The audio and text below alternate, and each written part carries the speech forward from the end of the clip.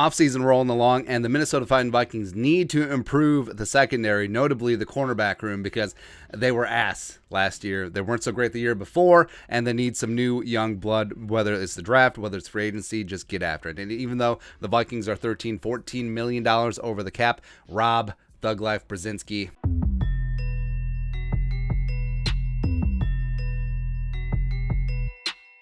Everything's going to be all right, bruh, Brzezinski. That's right, man. And ESPN did up a list of the top 50 free agents and potential landing spots, best fits. Vikings get on the board with the number 30 overall free agent, Chavarius Ward, coming over from the Chiefs. Yeah, the Vikings sign a Chiefs cornerback who's not Mike Hughes.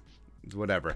Here's what they wrote. Why it makes sense. The Vikings must address the corner spot opposite Cameron Dantzler. Oh, he's obviously just the starter. And a new regime will want a new outlook for the position. Ward's ability to battle in man coverage will make him an attractive option for several teams. Scheme fit. The air was pointed out for Ward, who would challenge in man coverage and utilize his backfield vision to overlap throws in zone. With aggressive coverage traits, Ward would elevate the cornerback position in Minnesota. And Ward absolutely gets after, man. It was fun watching him in the playoffs. He had that sick one-handed pick against the Steelers, and Ward does turn 26 this summer, 6'1", 200. He's got size, he's got length. 2018 UDFA out of Middle Tennessee State University. Go Blue Raiders, I want to say.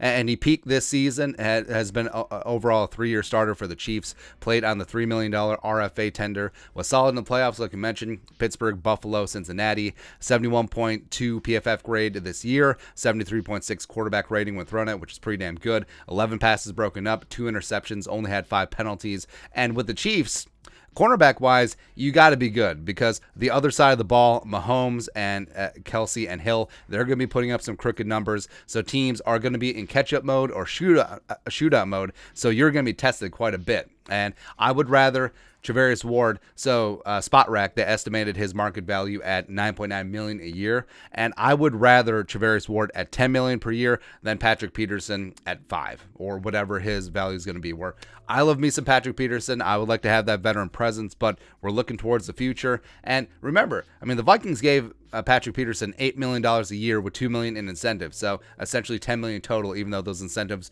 weren't likely to be earned. So yeah, I would be okay with this. And cap-wise, Rob Brzezinski can clear some room. We can restructure some contracts so we can kick the can a little bit, do something with Kirk Cousins' deal, whatever. But the quarterback room is a mess. It's a mess and a lot of questions right now. Can Dantzler get his ish together and start panning out on some of that potential that he showed in 2020? Chris Boyd, question mark. Harrison Hand, they never give the time of day.